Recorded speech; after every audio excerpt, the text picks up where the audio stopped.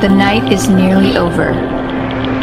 The day is almost here. So let us put aside the deeds of darkness and put on the armor of light.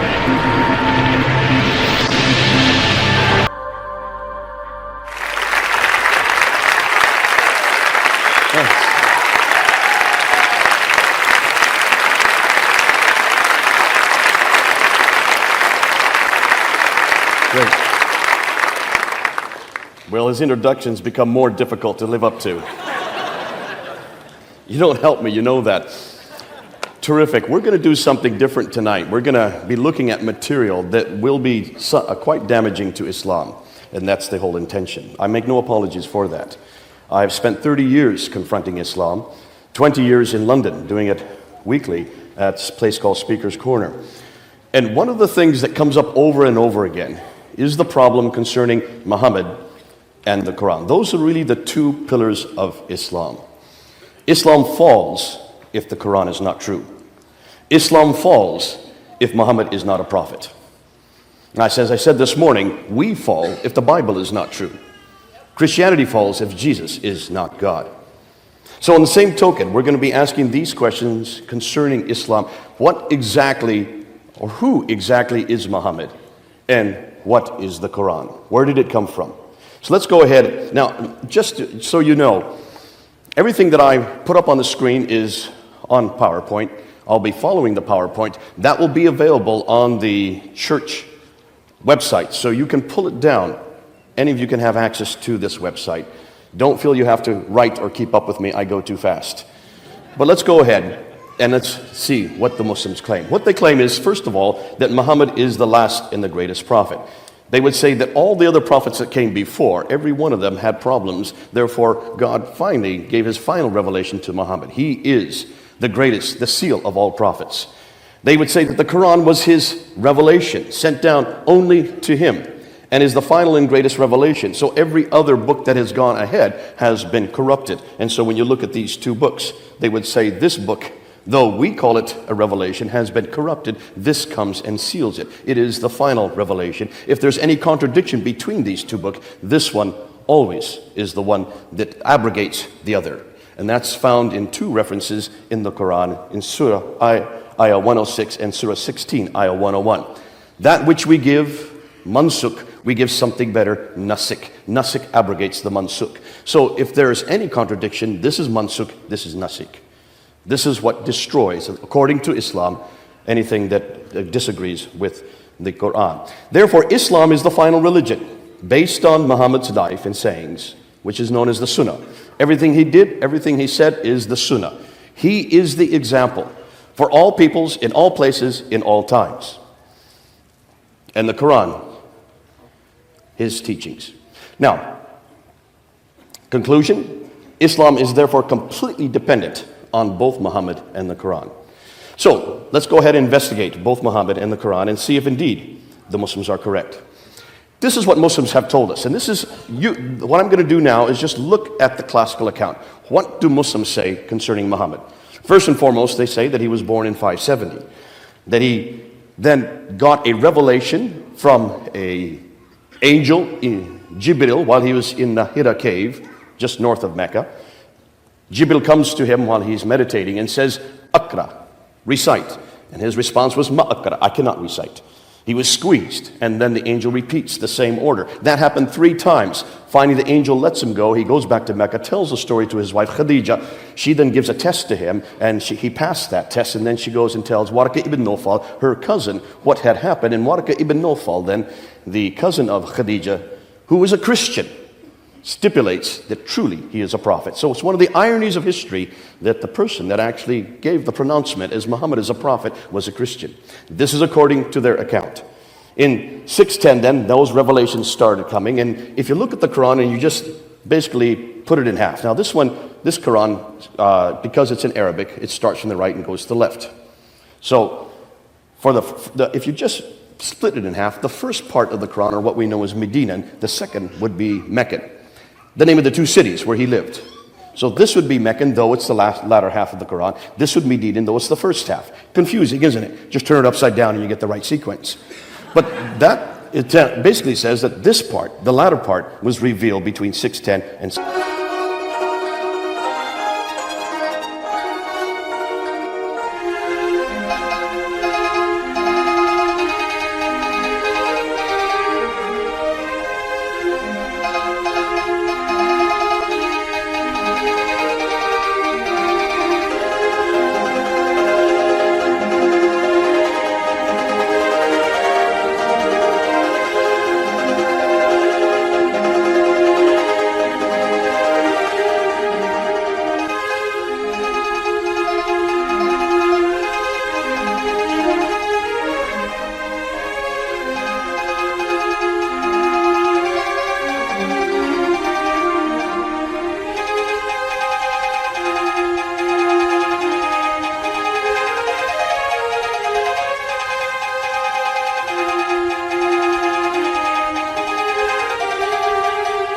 622, the first 12 years.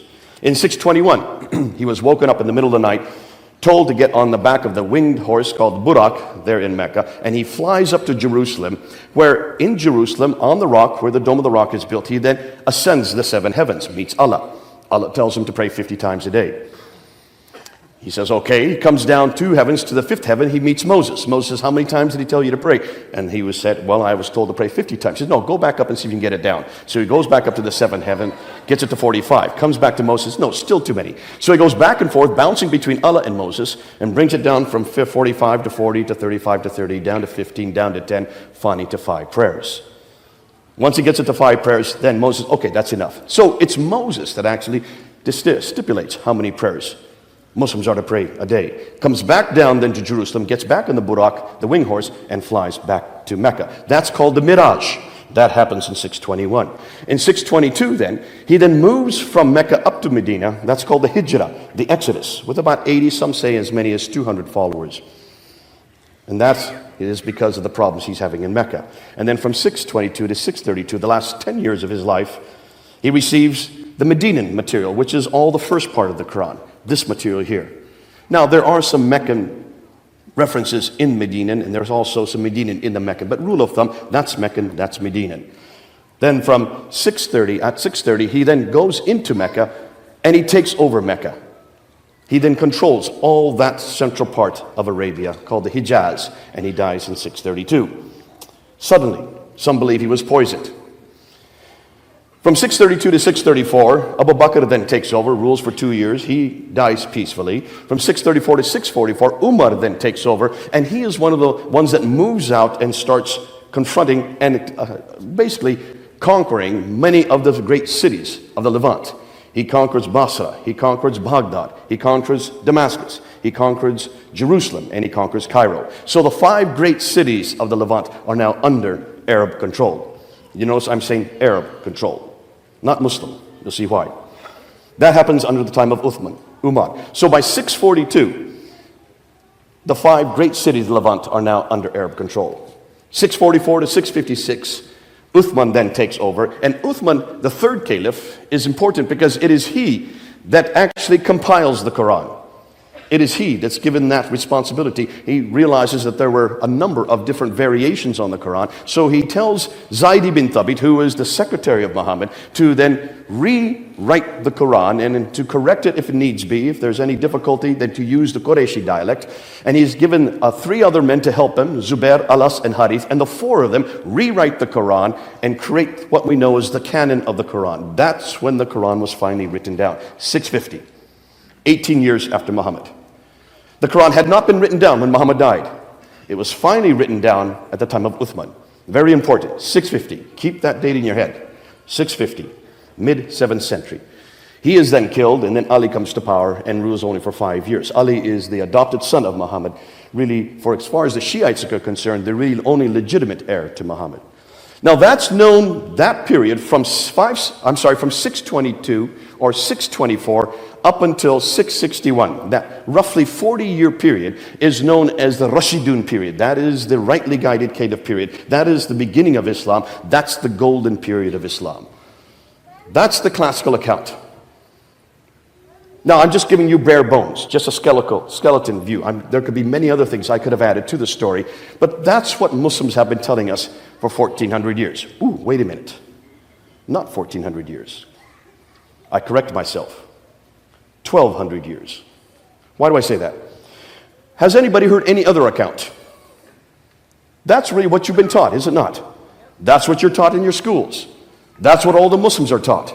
And in every school around the world, this is the classical account.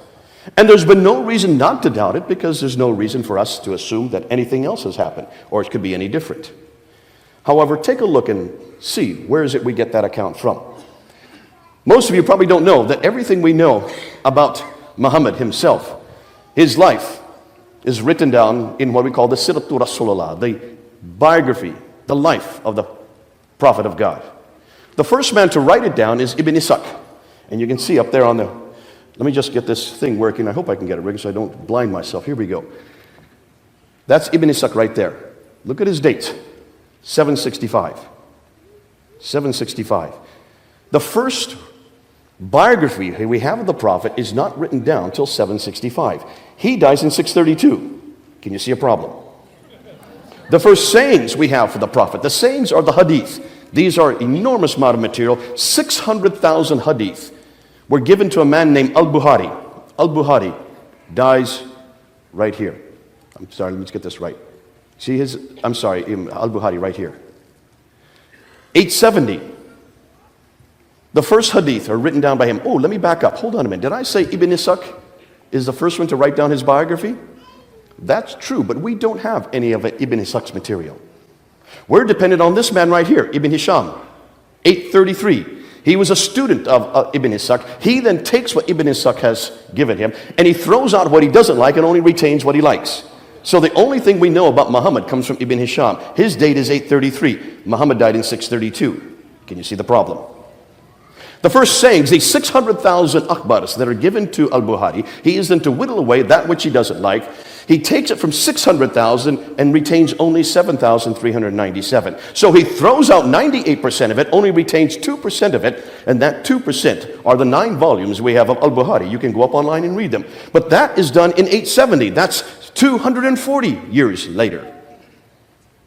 Then if you want to talk about the tafsir, to understand this book, you need commentaries. And the commentaries are first written down by Al-Tabari. And Al-Tabari is right there, 923. The first tafsir we have, written by Al-Tabari. Now, many other tafsirs that come after that, you had Baidawi, Zamakhshari, Suyuti, and many others. But the first one is Al-Tabari, 923, 10th century. So, put this in perspective. Everything we know about Muhammad, all his life, everything that happened, how Islam began over here, doesn't get written down till over here, 200 to 300 years later. Does that bother any of you? That should bother all of you. 200 years of what? Why did it take 200 years to write down his story? Why did it take over 200 years, 240 years to write down his sayings? And where did they get it from? Who are these people? Did they ever know Muhammad? Not one of them knew Muhammad. Al-Bukhari from Bukharistan. Bukharistan is in present-day Iraq. Al-Tabari from Tabaristan. That's in present-day Iran. These were people that lived hundreds of miles away and hundreds of years later. So what were they dependent on? Well, they were dependent on what we know as oral tradition. Now, let's look at Jesus. Jesus, we know, has a biography written, in fact, not just one biography, we know of 4 biographies written about Jesus' life, right? Matthew, Mark, Luke, and John. We know that 3 of them were written within 40 to 50 years of his life. We know that one, John, wrote much later, about 60 years, but we know that John was an eyewitness to everything he wrote, was he not? Matthew was also an eyewitness to everything he wrote. And Mark and Luke got it from the eyewitnesses. So you have 4 testimonies, 4 biographies of Jesus Christ, written either by those who were with Jesus or those who got it from those with Jesus. We know that all the New Testament was written by the first century. Can you see the difference? We're dependent on 30 to 40 years of oral tradition based on the very eyewitness example of the people that actually wrote it. Islam is dependent on 200 to 300 years of oral tradition. Can you see the problem? As a comparison, if we were to impose on the person of Jesus Christ what Islam is now finding out about their prophet. We would have nothing about Jesus written from within Christian sources until the 3rd century. Can you imagine us getting up here? Can you imagine Jack being able to speak and talk about Jesus authoritatively if everything he was dependent on only began to appear in the 3rd century? We would know who Jesus was. And why would we trust it? Yet this is something Muslims have not acknowledged. So the Western world, especially the secular scholars, are now asking two things. And they're coming up to two suppositions. Islam, as we know it, they say, did not exist in the 7th century, but evolved over a period of 200 to 300 years. And the Quran probably was not revealed to one man in 22 years, but likely evolved over a period of 50 to 100 years. Their conclusion? The history of Islam, at least from the time of the Caliph Abdul Malik, he ruled from 685 to 705, and before, is a later fabrication. Now that's a huge amount to say. But we're going to prove that now tonight. We're going to show you why that's so damaging and what we're now finding. Their concern is this. If so much of the history of early Islam was written down so late, then why did it take so long to write it all down? Were these people not literate? Yes, they were. Remember, by 642, they had taken over Basra, Baghdad, Damascus, Jerusalem, and Cairo. Could people not read and write in Damascus, Jerusalem, Cairo, Basra, Baghdad? Were these not great metropolises? Did they not have a library in Alexandria that was destroyed by fire in the 5th century? Certainly these people could read and write. But more than that, they started moving right across North Africa. By 661, they had taken much of North Africa. They started moving the other direction towards India. And by the end of the 7th century, by the time that Abdul Malik comes to power, they controlled all the way from Spain in the west to India in the east. Are you suggesting no one could read and write in any of those countries? And the Muslims themselves tell us that they can read and write. Because where in the world did this book come from? It's a book. It has words, letters, written down. According to Islamic tradition, it was written down by Zayd ibn Thabit. Who was Zayd ibn Thabit? He was a secretary of Muhammad. How can you be a secretary if you can't read and write? They themselves tell us that this book was written down in 650, under the time of Uthman. So you can't make up that excuse, though Muslims are trying to make up that excuse now. You can't make up that excuse. And where did the biographers get their material from? If it was based on oral tradition, do we trust oral tradition? If I tell you something in your ear and you tell your wife and she tells another woman, by the time it gets to him, what I tell you and what he tells me are two different things. You ever played that game? It's a great game to play. We do it all the time in birthday parties. Chinese whispers. Sorry, Chinese. Or telephone. And this is a game that shows exactly the problem with oral tradition, especially oral tradition, if it's based on someone that's important to your identity, as Muhammad would be. It gets embellished all the way. Therefore, they're asking, can it be trusted? Should we not instead go to the period these events took place? Should we not go back to the 7th century and see what we find? So, what are they finding? Well, let's take a look at that map real quickly.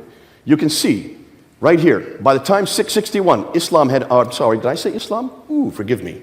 The Arabs had already moved out from this part of the world over into this part of the world, all the way up into here. All that land was under their jurisdiction. I'm losing my... Do we have another one of these? I just think I ruined this one. Here we go, there we go, back again. This area, all the way to that area, was under their jurisdiction. So we're not talking about a people that were destitute. We're not talking about a people that were persecuted. We're not talking about people that were oppressed like Christianity was to begin with. Remember, Christianity for the first 300 years were underground. They were persecuted. Our scriptures were destroyed. The Diocletian edict in 300 destroyed many of our manuscripts.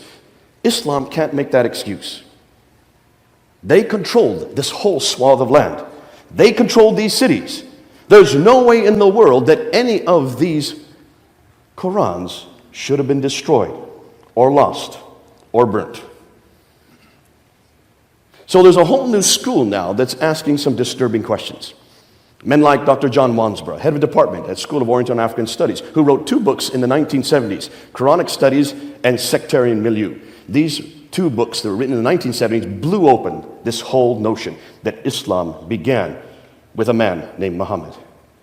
Dr. Hawting, who I studied there at the School of School of Oriental African Studies in the 1990s, who has taken much of John Wansworth's material and has put it down to layman's terminology so we can understand it. Dr. Patricia Corona, who was my supervisor when I began my doctorate there in Cambridge University. Dr. Patricia Corona from Denmark, she can read and write 15 languages, all archaic languages. How many of you can read and write 15 languages? Dr. Andrew Rippon from Calgary University in Canada has probably one of the best books written on how to understand this historical material that you can read. Dr. Robert Hoyland, Dr. Hoyland, who is out of Oxford University. He was my second supervisor when I began. He reads and writes 18 languages. These are linguists. These are people that are going back to the original documents. And that's why they're so dangerous. Dr. Yehuda Nevo, out of the University of Jerusalem, who's probably done the best work on looking at the oldest Islamic, or what we know as Arabic inscriptions. And he's probably done a devastating work, we'll talk about a little bit more later, concerning what we now know about Muhammad. And then from the German school, Dr. Luning, Dr. Pwin, Dr. von Bothmer, Dr. Oleg, from Saarland University in Saarbrücken have probably done the best work on the Islamic or the Quranic manuscripts. And we're going to introduce some of their material tonight. But there have been two books and one documentary which are paving the way. And these are books you can read. The first one was written by Dr. Tom Holland. Dr. Tom Holland was a friend, still is. He and I went and had dinner back in 2006. I had just done a documentary with him on St. Paul. I told him at dinner afterwards that I'm not really an expert on St. Paul, but that he, as a historian, needs to change gears. Now, this man has written 3 bestsellers in Britain. He's considered to be one of our most celebrated historians in Britain today. He wrote Rubicon, which is the fall of the Roman Empire. He wrote Millennium, the fall of the Byzantine Empire. And he wrote Persian Fire, the fall of the Persian Empire. So I turned to him and I said, hold it, stop and think, Tom. These empires fell in the 7th century. What came next? And he said, well, Islam, of course. I said, exactly. You're the best equipped to write the next chapter. He said, well, what should I do? What is it you're talking about? I said, well, just write this down. So I gave 10 historical challenges in 2006. He wrote them down quickly, and that's the last I heard of Dr. Tom Holland until last year, 2012. Someone phoned me. He said, have you looked at the Sunday Times? There on the cover of the Sunday Times was that book up there on the right, written by Dr. Tom Holland, In the Shadow of the Sword, was featured on the Sunday Times. He was going to have a meeting to introduce that book at Oxford University. So I went to that meeting. As soon as I walked in, he came up to me, grabbed my hand. He says, because of you, I wrote this book. He took 6 years to write this book. He went back to Dr. Patricia Corona. He went back to Dr. Hawting. He went back to all the best scholars in the world. He took their material and then he wrote it so you can understand it. He has done you all a favor. You need to get that book. Now it's 400 pages long. Don't read it in one night. Right now, as of last month, the hardback, which you see here in Britain, that's the hardback, is number 1 on the bestsellers list for all Islamic books. His paperback, which is the red one right there, is number 2 in the bestsellers list in the Islamic section. Guess what's number 3? The Quran. Both the hardback and the paperback are outselling the Quran. Now your edition is this one right here. Yours is in white. I don't know why they've changed it. It's the same content in between. It's just a different cover. Go and get that book and read it, because it will explain much of what I'm going to talk about tonight. Then last year in August, a year ago, August 28th, he showed a documentary on Channel 4 television, which is one of our major channels there in Britain. It's only 90 minutes long, and he took what he had written in the Shadow of the Sword, called it Islam, the Untold Story, but he bent over backwards not to come to any conclusions. And he even had a Muslim scholar on the show with him to react to what he was saying.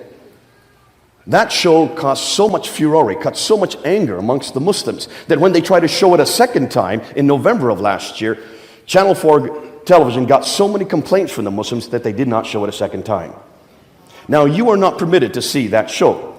No one outside of UK can see that show. They don't want the rest of the world to see it. That's how damaging it is. Doesn't matter, I have it right here on my computer. So we're going to give it to the church, And any of you that want to see it, please look at it. It's only 9 minutes long, and you will see why this is so damaging to Islam. Now, another man is Dr. Dan Gibson. Dr. Dan Gibson is an archaeologist. His father was an archaeologist. His grandfather was an archaeologist. He grew up in an archaeological environment, and he decided to move to the Middle East, and for the last 20 years, he has been living amongst the Bedouin, moving around the Middle East and looking at all the geographic places that are mentioned in the Quran. When you look at the Quran, you will see there are many geographical locations. And he came out last year with this book, Quranic Geography. Now, you can buy the book if you want to, but just go up online and order the PDF. It only costs $15.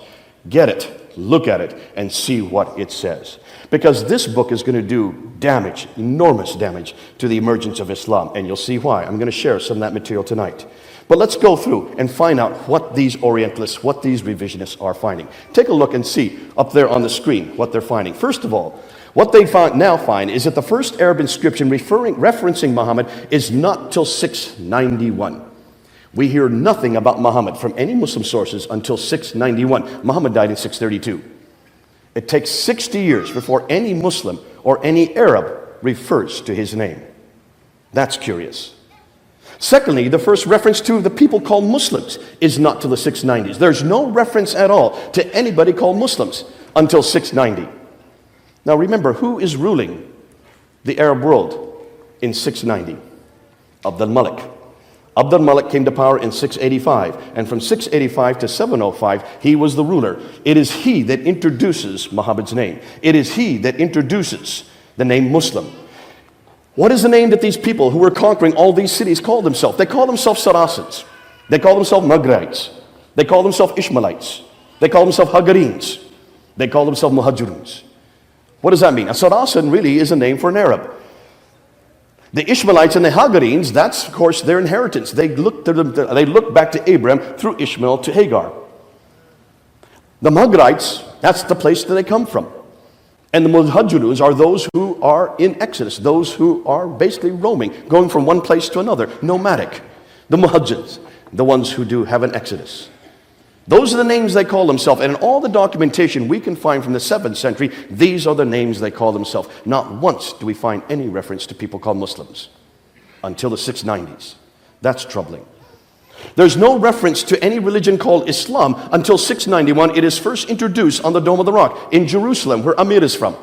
It is there on the Dome of the Rock, on the inner ambulatories, that we find the first reference to Muhammad as a prophet. It is introduced by Abd al-Malik in 691, and then introduced on coins in 692. So we have no reference to Muhammad as a prophet, or any reference to the Muslims, or any reference to a religion called Islam until 691, 60 years after Muhammad. Now here's the hardest part. The first reference to Mecca is not till 741. Muhammad died in 632. We're going to come back to that. That's so significant. We have to come back to that. And the first biography of Muhammad, as I said earlier, is not till 833. Now, Dan Gibson wanted to look, and he noticed that when you look at the Quran, you will notice reference after reference, about 65 references to geographical locations in the Quran. And what was interesting, 9 places are named, and the 3 that are named most often are the place called Ad, the people of Ad, 23 times, the people of Thamud, 24 times, and the people of Midian, 7 times. But these people in Ad, and these people in Midian, these people of Thamud are not anywhere near Mecca. Mecca is down here. These people all live up here, 600 miles further north. So if these people are being referred to all the time in the Quran, why is it they're not close to Mecca, where they should be? They're much too far north. We've got a problem with Mecca. There's only one reference in the entire Quran to Mecca. I don't know if you know that. But there are many places in the Quran where it says the settlement where the prophet came from. Even Muhammad's name is not referred there. Only 4 times will you find Muhammad's name in the Quran. Always you'll find the messenger, or the prophet, or the place of the prophet, or the settlement of the prophet. But it doesn't say which prophet. Muslims haven't put the name Muhammad in there in parentheses. They've included it in there. They've imposed it in there. But that's not what it says in Arabic. Did you know that? So we know there's a prophet. We know he comes from the settlement. But who is this prophet, and from what settlement? That's what we're trying to ask. When you look at Mecca, You will see it also has many problems. According to the Quran and according to the traditions, it mentions this settlement where the prophet comes from is in a valley, has a parallel valley, has a stream going through it with a pillar of salt right outside of it from which the prophet would go past in the morning and come back in the evening. The pillar of salt, that of course, is the wife of Lot. With fields, trees, grass, clay, loam, olive trees are there in this settlement. And that mountains are overlooking the Kaaba. It refers to the Kaaba. But take a look at Mecca. Mecca has no valley, it's a plain. It has no stream, it only has one well, the Zamzam well. There is no pillar of salt anywhere near it. That's 600 miles further north. There are no fields, there is no trees, grass, clay, loam. There are no olive trees. There are no olive trees in all of Arabia. The only olive trees you'll find are around the Mediterranean, 600 miles further north. Mountains overlooking the Kaaba, the closest mountains are 5 kilometers away. There's a problem. Mecca is not in this valley. It has none of these listed above because it is too arid and too dry. Why hadn't anybody noticed this before? The Kaaba that is mentioned, we are told that it resides in the mother of all settlements, but doesn't say where that settlement is. Tradition tells us it is where Adam and Eve were cast down to in Surah 7, Ayah 24. And Muslim tradition tells us that that reference is referring to Mecca, but it doesn't say so in the Quran. That comes to the traditions that are written in the 9th and 10th century that say it's Mecca. And if that is the case, that means Mecca is the oldest city in history if Adam and Eve were sent there. According to the traditions, it's in Mecca that Abraham, I had no idea Abraham lived in Mecca, but that's what the traditions tell us. That Abraham lived in Mecca and that he rebuilt the Kaaba along with his son Ishmael. It's traditions that tell us that Mecca is the center of trade, north, south, east, and west. And that's where the trade route theory comes up. We know about the trade route theory because some of the Westerners actually were the ones that constructed it. But take a look at the trade routes in the 7th century. This is a map from the 7th century looking at all the trade. And take a look. That question mark is where Mecca is. Mecca is not on any trade route map. Mecca is not listed anywhere in any map. There's no reference to Mecca in any documentation from the 7th century. Take a look and see what is listed. Petra. Petra is the center of the trade, right up there. Mecca should be right there. There's a big question mark there, where Mecca is today, but not on any trade route. And take a look at the trade route.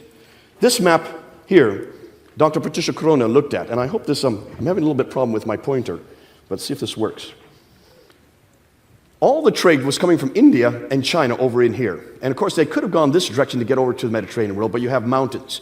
They have the Himalayas and the Hindu Kush. So they had to take the trade across the Arabian Sea here from the western coast of India. And usually they went up through the Persian Gulf, and then over into the Mediterranean world. But then there were big wars between the Sassanids, who were the Persians, and the Byzantines, who were the Christians. And they were warring at each other for about 200 years in the 5th, 6th, up to the 7th century, which meant that all the trade had to be redirected down through the Arabian Sea over to Aden, down here in the south. Taken off board ship, and they went across on this line, going right up through Najran, Sana, up to Taif. Then, according to Islam, down to Mecca, up to Yathrib, which is the archaic name for Medina, and up to Tabuk, Khaybar, and on up to Gaza in the north. That's the trade route theory. Have you all heard this theory before? Every Muslim tells me about this theory, and every Orientalist has said that's the trade route theory. That's what made Mecca rich. My 10-year-old son saw a problem with that theory. See if any of you can see a problem. Don't look at me, look at the map. Do you see a problem? Does anybody see a problem with that theory? Mr. Navy man, you should know it right away.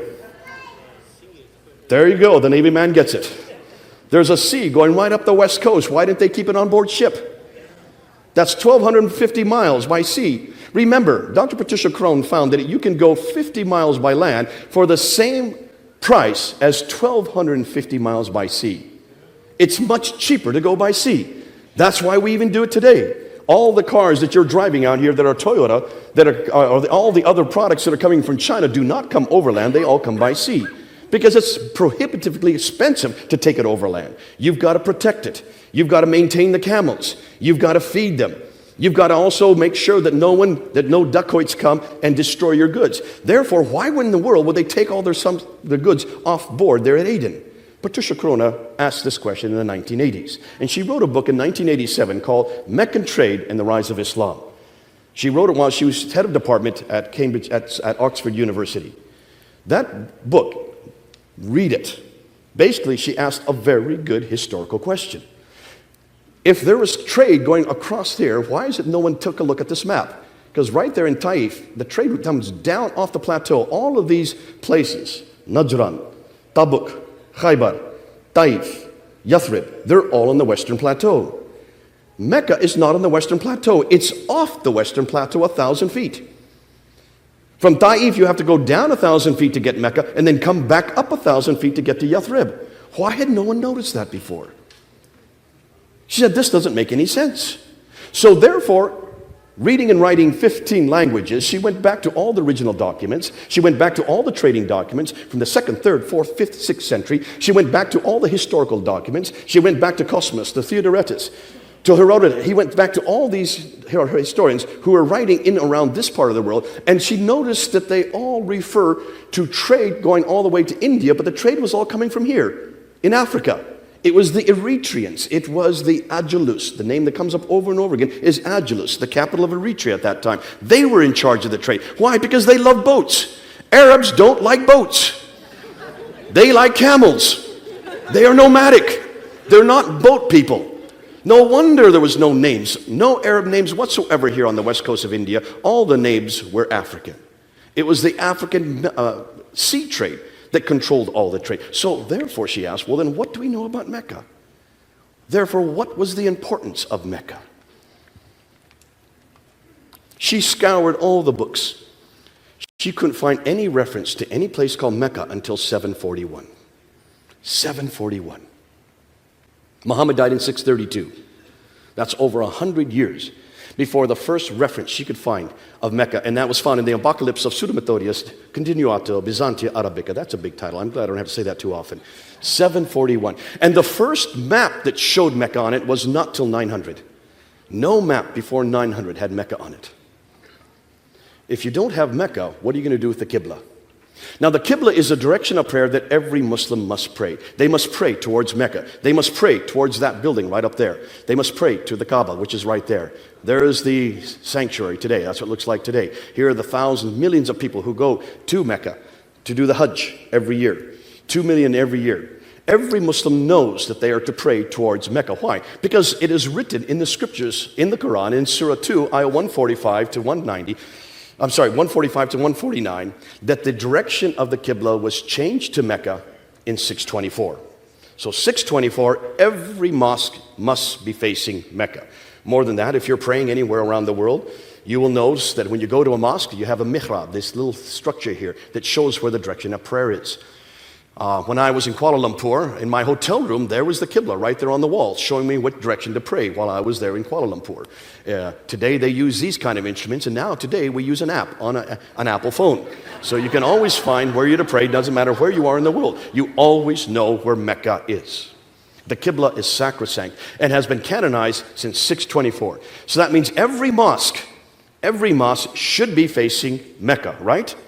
Because there were no mosques before 624. Remember, Muhammad died in 632. They didn't move out of Mecca and Medina until 638, when they started taking over Basra, Baghdad, Damascus, Jerusalem, and Cairo. So there were no mosques prior to 624. Every mosque after 624 should be facing Mecca. Well, Dan Gibson wanted to ask that question. And so he therefore decided to look at the earliest mosques. We do know that Dr. Creswell and Dr. Fehervardi, back in 1905, when they went to Iraq and when they went to Egypt, they uncovered the two oldest mosques in Iraq that they could find, and they dug down to the original floor plans, the Wasit Mosque and the Kufa Mosque there in Iraq, and the Fustat Mosque in Egypt. And when they dug down to the floor plans, they found that both the Wasit Mosque and the Kufa Mosque were facing Petra, and that the Fustat Mosque in Egypt was facing Petra. But they should have been facing Mecca. Now, they said this is a curiosity and left it at that. In 1905, they could say no more. Dr. Gibson wanted to find out a little bit more. And so he decided to go back and re-look at this map. And then he wanted to find out exactly where the Qiblas were on all the oldest mosques. And so he went and visited all the mosques, and then he took pictures from space, because he wasn't interested in where the mosques were facing today. He wanted to see where the original floor plans for the mosques are. And the only way you can do that is to look down and see where the original enclosures are from archaic days. And look what he found. The great mosque of Guangzhou in China, built in 630. The Qibla is facing Petra. It should be facing Mecca. This is post 624. The Humayma Mosque in southwestern Jordan. The Qibla is facing Petra. It should be facing the other direction, towards Mecca. The great Mosque of Baalbek in Lebanon. Do you see where the Qibla is facing? Petra. It should be facing Mecca. In 705, look at the date, 705. Muhammad died in 632. We're talking about a good 60 to 70 years later. The great Mosque of Sana'a in the capital of Yemen. It's facing Petra. It should be facing Mecca. In 709, the Al-Aqsa Mosque in Jerusalem. And the Al-Aqsa Mosque is this one right down here. There's the Dome of the Rock right there. Look at the entire structure, their entire citadel of Jerusalem is facing Petra. It's not facing Mecca. And that's built in 709. Sorry, excuse me. Al-Aqsa Mosque is built in 709. The Dome of the Rock is built in 691. Both of them, the whole citadel is facing Petra. The Damascus Mosque in Syria is facing Petra, 709 as well. The Anjar Mosque in Beirut, 714. It's also facing Petra. It should be facing Mecca. The Mosque of Umar in Basra, Syria. Look at the date, 720. It's facing Petra. It should be facing Mecca. It's not till 727, as far away as Banbor in Pakistan, that he gets the first mosque to face Mecca. 727. Muhammad died in 632. Almost 100 years later, before he finds the first mosque that is facing Mecca. Then in 728, in Syria, here the mosque is not facing Petra or Mecca. They don't know where they're to face. And here's an interesting one. Here is the one in Amman in Jordan. Take a look at the lower mosque. The lower mosque is facing Petra. That was built in 700. Then it was rebuilt up here. Another mosque was rebuilt in 740, and this one now faces Mecca. The 700 mosque faces Petra. The 740 mosque up here faces Mecca. Finally, they get it right. But look at the date, 740. The Musta Mosque in Amman in 743. That's 743, and still it's facing Petra. It should be facing Mecca. And then in North Africa, it looks like they don't know where they're to face, because almost all the mosques in North Africa, this one in Tunisia, is not facing Petra or Mecca, it's facing directly south. In Cordoba, Spain, again, 784, it doesn't know where to face. It's facing, again, neither Petra or Mecca. Here's another one in Tunisia, in Karaoun, in 817. It's neither facing Petra or Mecca, it's facing somewhere south. So what is his conclusion? Every mosque, up until 725, every mosque in the first 100 years is facing Petra. And then for the next 100 years, between 725 and 822, 12% are facing Petra, 50% are facing Mecca, 38% are facing parallel. It takes them to 822 to finally get every mosque to face Mecca. Takes them 200 years to finally get it right. Now, I've heard Muslims try to come back. Well, I said, well, they didn't know where directions were. Now, please, hold on a minute. These were camel herders. They went through the deserts. There were no roads in the deserts. How did they find their way? How could they find these oases in the middle of these sand dunes? They used the stars. Certainly, they knew where Petra was, and they knew where Mecca was. And what's most curious, why is it that every mosque up until 725, all of them are facing Petra, from as far away as China? That's what's curious. The fact that uniformly, they're all facing Petra for about 100 years after Muhammad's death. If you take a look and see why, look where Petra is.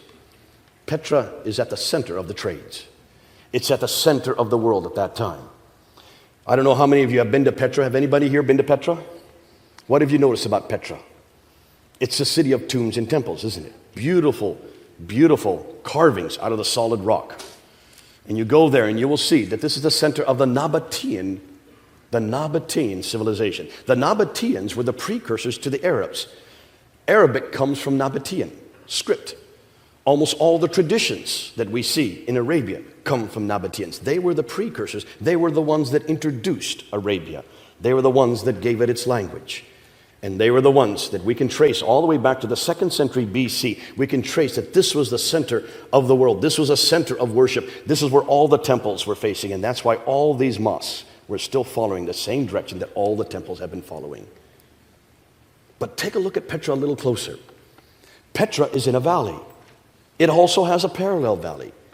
There's a stream going right through Petra. It has fields, trees, grasses. It has clay. It has loam. It has olive trees. It is near the pillar of salt. In fact, it's Petra in a valley, has all of the items listed in both the Quran and the traditions. Thus, it looks like it's Petra that is a place the Quran and the traditions are referring to. Why is that significant? Remember, we don't know nothing about Muhammad until the late 7th century. We know no reference to him until the 690s. His biography is not even written till the 9th century. His city of Mecca isn't referred to until the 8th century. Thus, much of what we know of Muhammad is written down hundreds of years later and hundreds of miles away. It looks like he is nothing more than a later redaction, possibly by Abdul al-Malik. Hold that under your hat, because now we get to the real juicy material. This is the one that I just found out about a few months ago. And I did a debate on this on June 22nd. And this has to do with the Quran, this book. See, if you can push Muhammad back quite a few years, but what are you going to do with this book? Because this is the foundation of Islam. That's why we have confronted this book, and I've been doing so for now 30 years. What are we going to do with this book? Because this book is what every Muslim has to adhere to. This is the book that has always been. This is the book that is uncreated. This is the book, according to Surah 85, Ayah 22, that comes from those eternal tablets that have always coexisted with God. Therefore, it's co-eternal with God. This book cannot be critiqued. This book cannot be criticized. This book has no history. It is revealed to a man named Muhammad over a period of 610 to 632, 22 years, according to every Muslim. Whether they are radical, nominal, or liberal, every Muslim believes that this book is the uncreated Quran. Can you see what they're saying? The Quran is the greatest wonder among the wonders of the world. This book is second to none in the world according to the unanimous decision of the learned men in points of diction, style, rhetoric, thoughts, and soundness of law and regulations to shape the destinies of mankind. That's in the hadith, the Mishkat al-Masabi, which is a compilation of the 6 most authoritative hadith. Muslims will say, Muhammad hath forged it. Answer, bring therefore a chapter like unto it. And call whom you be to your assistant besides Allah if ye speak. This is the greatest of all revelations, they tell me. I've had many debates. I remember doing a debate with Sheikh Omar Bakri Muhammad there in Trafalgar Square, right there on Nelson's column, in front of 5,000 Muslims who were there to have a rally for Islam in an August afternoon. There, back in the 1990s. I got up, he asked me to come up onto the plinth with him. Sheikh Omar Bakri Muhammad is probably the most radical cleric there is. And we had a debate, impromptu debate for about 45 minutes in front of all these thousands of Muslims on the Quran itself. And after about 45 minutes, he finally turned to me and he said, well, listen, if you don't like the Quran that much, then bring therefore a chapter like it. Show me anything that can equal this book. And I took out my Bible and I opened up to Psalm 23. And I just started reading Psalm 23. And I started reading it, they turned off the microphone. So I spoke up, I went to the edge of the plinth and I used my speaker's corner voice, which is pretty loud. And I finished Psalm 23. I turned towards the sheikh and I said, you show me a chapter like that. Show me any chapter that can equal Psalm 23. And I could have gone to Psalm 1 or Psalm 2 or any of the Psalms. I could have gone to 1 Corinthians 13. I could have gone to Matthew 5, Matthew 6, any of my favorite chapters. And you will find that many chapters, many verses are superior to the Quran. So when it happens to you, you say the same thing. Yet for today, what we need to ask is, this is what the Muslims claim. It is the greatest of all revelation. It has never been created. That means every word, every letter that's in this book, in the Arabic, is the same that's there in heaven on the tablets. It has no history. It has no human intervention. It was sent down, word for word, by Jibril to a man named Muhammad who could not read or write. That's curious. And finally written down 18 years after Muhammad was dead. That's even more curious. Nonetheless, every Muslim will say that they can trace this book, unlike the Bible, they can trace this book all the way back to its origins. They can trace it all the way back to what they call the Uthmanic recension. This is the Uthmanic recension. This is the same book that was compiled by Uthman, that he had those four men, Zubair, Alas, Harith, and Zayd ibn Thabit. The four men write that Quran. That's what they say. It's not me saying it. This is what the Muslims say. When was it written down? According to Al-Bukhari, and this is what Al-Bukhari's written, and you can see it on the right there. This is the translation on the left. That Uthman in 650 did not have the entire corrected Quran text at hand, as Al-Bukhari admits. A large part of the Quran may be lost. For he then orders three to help Zayd ibn Thabit, Zubair, Alas, and Harith, to revise the codex, which was given to Hafsa, the daughter of Umar, and correct it where necessary, even recalling a verse, chapter 33, verse 23, which had been missing from the original text. Isn't that curious? Uthman then takes Hafsa's Quranic manuscript and has the four compilers rewrite the text. And in case they disagreed, they were to write it in the dialect of the Quraysh, and ordered that all the other Quranic materials, whether written in fragmentary manuscript or whole copies, be burnt. Why would you burn manuscripts? Unless they disagreed. He then sent every Muslim province one copy of what had been copied. And that's what Muslims have told me for 30 years. And that's what you've heard. That four copies were then made of the original Quran. One was left in Medina, one was sent to Basra, one was sent to Baghdad, and one was sent to Damascus. Have you heard this? Every Muslim will tell you this. And if there are any Muslims here in the room tonight, you will agree that there have been four original copies. Where are those copies? That's what we're asking tonight.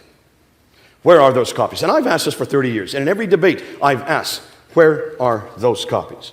Now, Muslims always tell me that two of the copies still exist today. One is called the Topkapi manuscript, which is in the Topkapi Palace, there in the Topkapi Museum in Istanbul, in Turkey.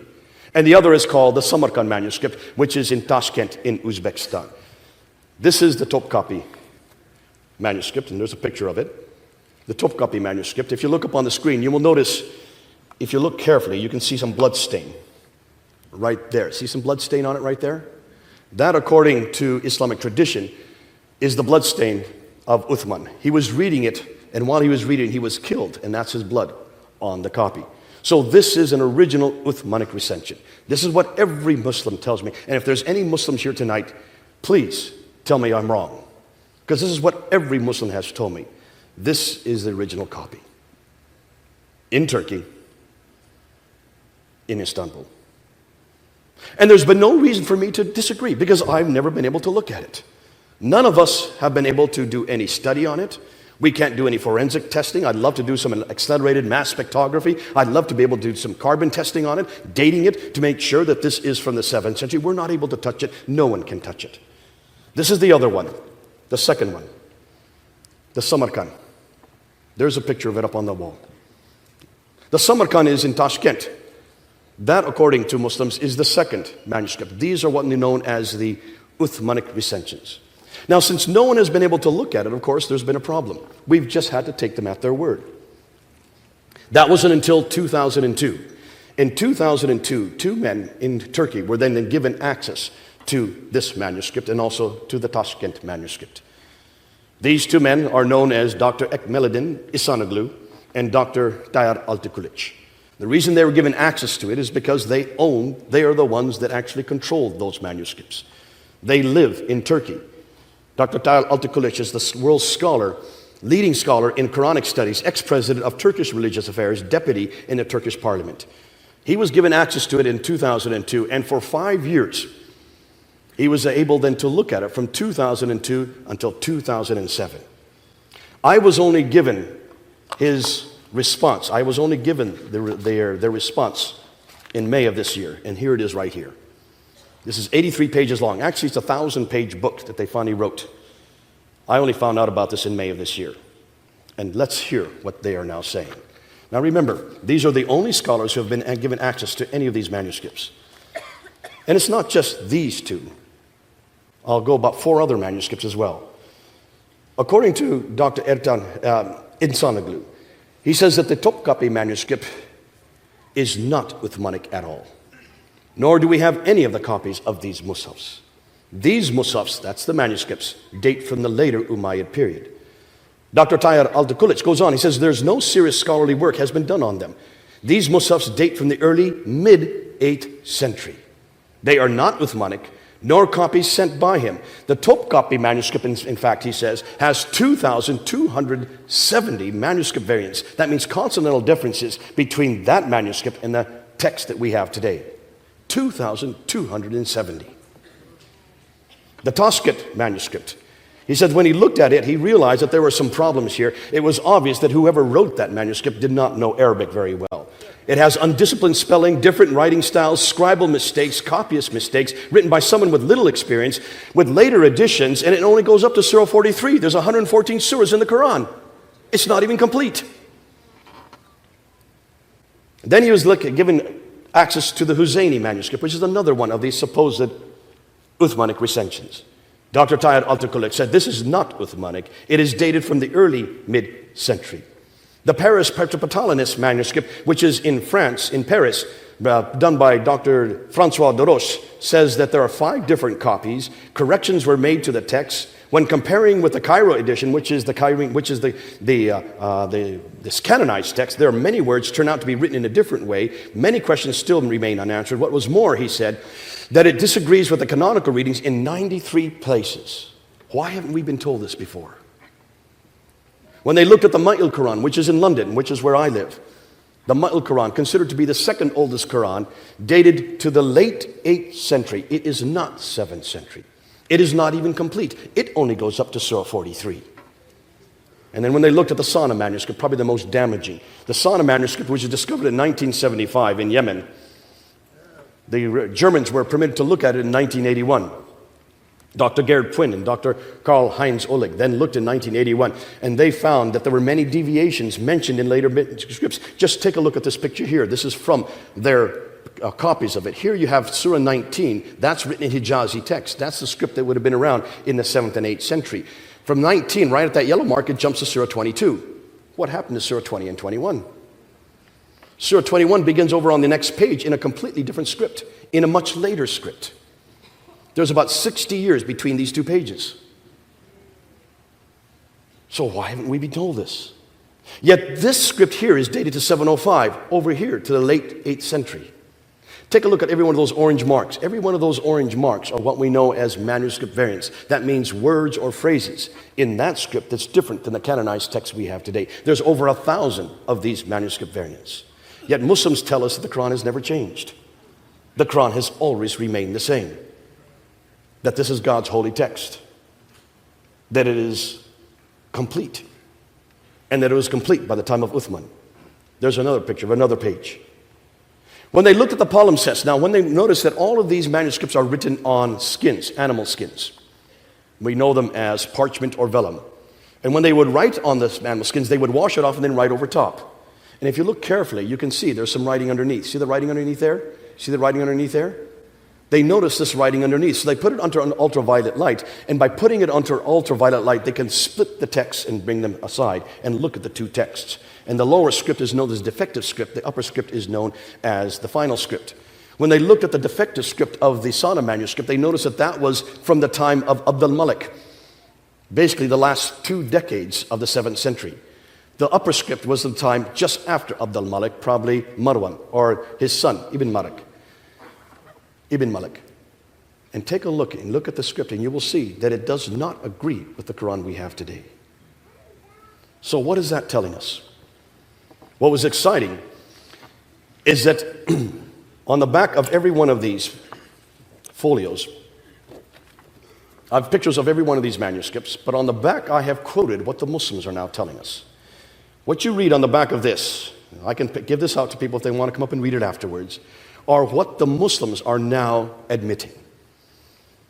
They are now admitting that none of the Musafs, none of the manuscripts are from the 7th century.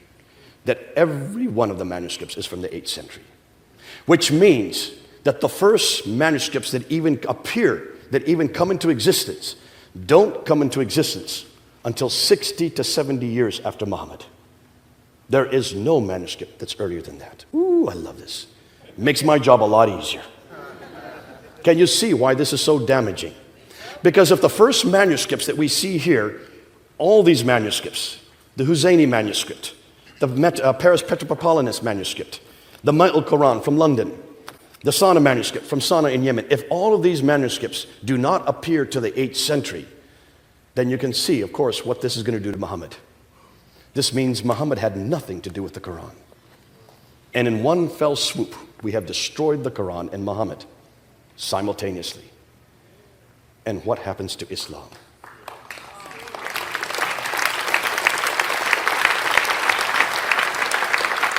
Now, I introduced this in June 22nd, the first time I'd heard about this, because I had always assumed that these Qurans began with Uthman. It wasn't until May of this year that I found out different. I went to this debate and I introduced it at the debate. The debater, Adnan Rashid, who's considered probably one of the best debaters in Britain today, had no response. He held up a coin. He says, Mr. Smith, if you don't believe that the Quran existed in the 7th century, take a look at this coin. There you can see the name of Muhammad written on it. There you can see the Shahada. I said, exactly. Do you know who made that coin? His name is Abdul Malik. You just made my point.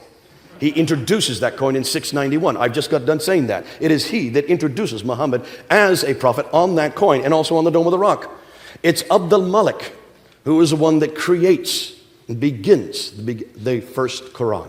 It's Abdul Malik the one that names who the prophet's going to be. It's Abdul Malik who is one that introduces the name Muslim. It's Abdul Malik who introduces the name Islam. It all begins with Abdul Malik. You're going to hear this name more and more. And have you noticed that all the mosques are facing Petra until immediately after Abdul Malik, and then they start to face Mecca? It all begins with Abdul Malik. So who is Abdul Malik? He was the caliph from 685 to 705. He is the one that is known as the great Arab reformer. He takes and creates an identity for Arabs. And what do you do when you try to create an identity for Arabs? Remember, they had already taken over Basra, Baghdad, Damascus, Jerusalem, and Cairo, these cities that are all over the Levant. They had now taken over all of North Africa, gone all the way to India in the east and Spain in the west. This they did by the end of the 7th century. But all their traditions were dependent on Judeo-Christian prophets. All their traditions come in the line of Isaac, and they're not from that line. They needed a prophet who comes from Ishmael. So what do? You create a prophet. And you redact it back to the man who started the conquest. And we know that Muhammad is historical. He is the one that begins the conquests. He dies in 632. But if he's a prophet, he has to have a book. So you start amassing and borrowing from many different sources. And look at the Quran. It is full of borrowing. 70% of the Quran we can now trace back to Jewish apocryphal writings and Christian sectarian writings. There's nothing new under the sun. They borrow right, left, and center.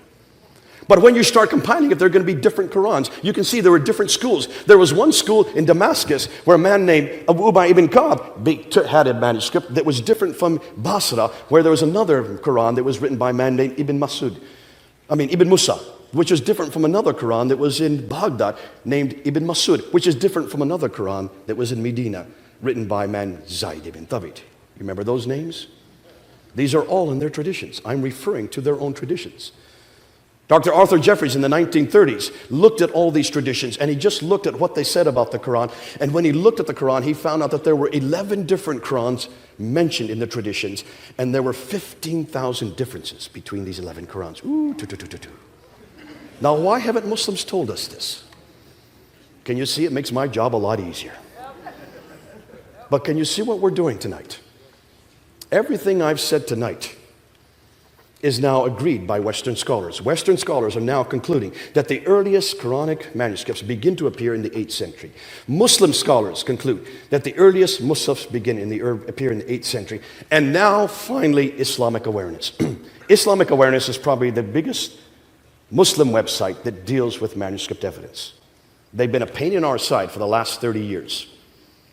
Go up on their website and look at their manuscript section. They are now quoting Dr. Tahir Altukulich. They have to. They have no other choice. And they are, for the first time, finally admitting that there is no complete manuscript at all in the 7th century. Isn't this great? Isn't it great to be living at this time? Can you see that we have now used the same traditions? Remember, the same thing was said of our Bible back in the 1800s. Wellhausen, there in Tübingen, there in Germany. started attacking our Bible, saying that much of the Bible is nothing more than redactions, many oral traditions, folk tales that were put together possibly in the 6th century BC, redacted to a man named Moses in 1400 BC, about a man named Abraham in 1900 BC, but that we can't trust any of it. Remember when that came out? And there was a documentary hypothesis, and then there was the redacted criticism, there was source criticism, there was literary criticism, higher and lower criticism, and by 1905, this had moved down into the seminaries, had come down into the churches, and all across Europe, the churches were decimated. Destroyed the church by 1905. So that today in Europe, only 5% of people go to church. See what historical criticism has done to our Bible. But we were jacked up. We realized we've got to do our homework. And that's why we started looking around and finding artifact after artifact. And God bless the British. They went all over the world and they stole everything they could and put it into the British Museum so we could look at it. And if you come to London, I will take you to the British Museum, and you've got to see all the artifacts in the British Museum from the Assyrian period, the 9th and 8th and 7th century BC, from the Babylonian period, from the 7th and 6th century BC, up into the Persian period that supports 1st and 2nd Kings, 1st and 2nd Chronicles, 1st and 2nd Samuel. Come and see how it supports the book of Genesis, the book of Jeremiah, the book of Daniel. Oh, it's beautiful. All of it using the same criticisms that we've asked of Islam. We can now support almost every. In fact, there has not been one piece of evidence that has now been found that controverts one properly understood biblical statement. That's how good our Bible is. We have passed the test. And if you want to look at the New Testament, just come and look at what we have now found. We have now found 12 either partial pieces of manuscripts from the 2nd century. We have now found 68 manuscripts from the 3rd century. We have found 46 from the 4th century. You add that up, that's 124 manuscripts that predate the Sinaiticus, the first complete 27-book manuscript there in the British Library. If you look at those 124 partial manuscripts, you can reproduce the New Testament many times over. And that's 300 years before the Quran even came into existence. We have 230 manuscripts that predate the 6th century. That's 100 years before the Quran even came to existence. What did I say came into existence? Oh, excuse me, the 8th century. The first Quran only begins to appear in the 8th century. Ooh, I love my Bible. And it makes my job an awful lot easier. See, we're asking the same questions of Islam that we've asked of our own Bible. We've passed that test. The Bible passed every test. Source criticism, redacted criticism, the documentary hypothesis, every one of them have been answered. And that's why I take my Bible everywhere I go. And I love it when they say it's been corrupted. I just ask two simple words, where and when? Where and when? And then I have the platform to just talk about my Bible for the next hour. And you can do the same. You can do the same. Islamic Awareness has now agreed that all the Musafs, all the earliest manuscripts, that includes the Topkapi, that includes the Samarkand, that includes the Sana manuscript, that includes the Ma'il manuscript, that also includes the Huzayni manuscript, and also the Petropatalus, Paris manuscript. Every one of those earliest 6 manuscripts are all from the 8th century. None of them from the 7th century. So therefore, if the Western scholars agree, if the Muslim scholars agree, if Islamic Awareness agrees, therefore, I conclude that if the earliest Musafs begin to appear in the 8th century, then Muhammad had nothing to do with the Quran. That's my conclusion. Now, I was there in the mid-July, I was there on the ladder, and I looked down into the crowd of Muslims that were below me, and I noticed that one of the Muslims in the crowd was from Islamic Awareness. His name is Mansour Ahmad. He's one of the writers for the Islamic Awareness. He had his camera on me as I was showing these different pictures of these different Musafs, his Musafs. I turned to Mansour and I said, everything I'm reading comes from your website. And I just read from his website, quote after quote after quote. I said to Mansour, you say that the Quran has never changed. You tell me that the Quran is perfect. You tell me that the Quran is complete. And that there has been no manuscript that has been destroyed, that all the manuscripts agree. Yet here, I'm just showing you from your own website that the Topkapi manuscript has 2,270 difference from the Quran we have today. That the Samarkand that you believe was perfect only goes up to Surah 43, was written by an amateur. You're the ones that are writing this on your website. I said, I therefore challenge you to find one complete manuscript from the time of Uthman. One complete manuscript from the 7th century. He closed up his camera and walked away. He had no response. It makes my job an awful lot easier. Now, the historical assessment concerning Islam, that the first Arab inscriptions referencing Muhammad only begin in 691. The first reference to Muslims until 690s. The first Arab reference to Muslim is just prior to 749. The first reference to Islam is not till 691. I've already said this. And the first reference to Mecca, not till 741. Can you see what we're now dealing with? There's an awful lot of work yet to be done. We now are going to have to piece all the pictures together. We don't have a complete understanding of what this all says. But what we can now say, pretty much categorically, is that the Quran does not come from God. It probably began with Abdul Malik. And it certainly does not come from Muhammad. And if we don't know anything about Muhammad until the late 7th century, and we don't even have his biography until the 9th century, then should we trust any of it? Now, I want to be careful. If there are any Muslims in the audience, I'm not here to destroy Muslims. I'm here to destroy your Quran. I have nothing against Muslims. It's this book that bothers me. Because it's this book that does to you what I see going around the world. It's this book that damages women. It's this book that damages men. It's this book that damages my God. It's this book that damages Jesus Christ. That's why I can only confront this book. And it's your prophet that takes this book and supposedly gives it credibility. That's why we're doing what we're doing tonight. And I want to tell Muslims, listen, this book no longer is the Word of God, but this book is.